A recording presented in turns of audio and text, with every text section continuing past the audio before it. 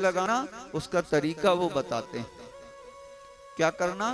बोले एक व्यक्ति, एक कुम्हार था जिसके पास एक गधा था। वो गधा जो था, उस कुम्हार ने एक शर्त रखी थी। क्या शर्त रखी? कि वो गधा, अब गधा तो गधा है, उसको जितनी बार आप घास के पास ले जाएंगे, भोजन के पास ले जाएंगे, वो जीव है, वो तो पशु है, वो तो मुंह मारेगा, वो तो खाता है। तो उस कुम्हार ने शर्त रखी कि जो भी मेरे इस गधे को संतुष्ट कर दे, तृप्त कर दे, इसका भोजन ये ना करे, तो उस व्यक्ति को हम इनाम देंगे। गांव में ढिंडोरा पीट दिया, सभी ने सुना कि ये तो बड़ी विचित्र शर्त है। कोई बात नहीं, ये गधा है। कहा, सब पहुंचे, कहा क्या करना? बोले बस ये गधा हमारा भोजन से तृप्त हो जाए, इसकी आत्मा भर जाए, उस तरफ देखे ही ना। यदि इसका पेट भर जाएगा, आप इसका पेट भर इसे भोजन करा के ला दो। यदि इसका पेट भर गया, इसने भोजन नहीं किया, इसने घास नहीं खाई, तो हम आपको इनाम देंगे। गांव के सभी लोग एकत्रित हुए, सब अपने अपने प्रयास में लग गए। गधे को ले जाते, जंगल में ले जा करके खूब हरी हरी घास चराते। बढ़िया प्रेम से छक के भोजन करता हूं। अब जब सब हो जाता, सुबह से शाम उसको घुमाते फिराते खिलाते, और शाम को लौट करके आते, कहा महाराज हो गया, इसका पेट भर गया। बोले देखते हैं।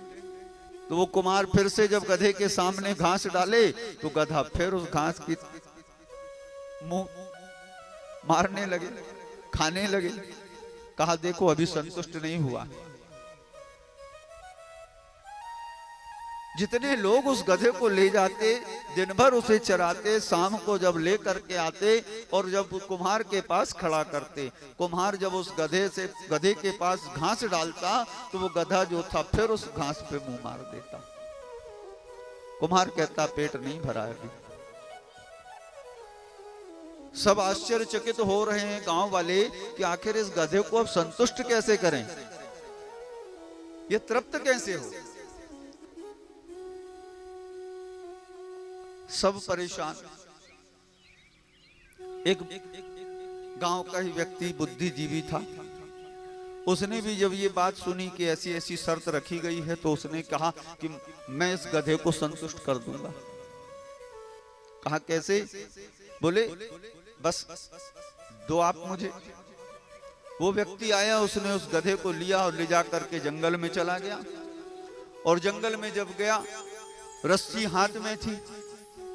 गधा जो था घास के पास जैसे ही जाए तो एक डंडा हाथ में रखा था, जैसे ही गधा उस घास की तरफ मुंह मारे, एक डंडा मारे। अब जैसे ही डंडा पड़े तो गधा घास ही ना खाए। दूसरी बार मुंह मारे तो फिर डंडा पड़े। पूरा दिन निकाल दिया।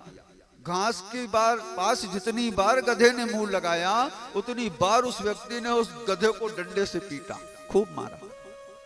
इतना मारा कि शाम तक वो गधा पिटता रहा।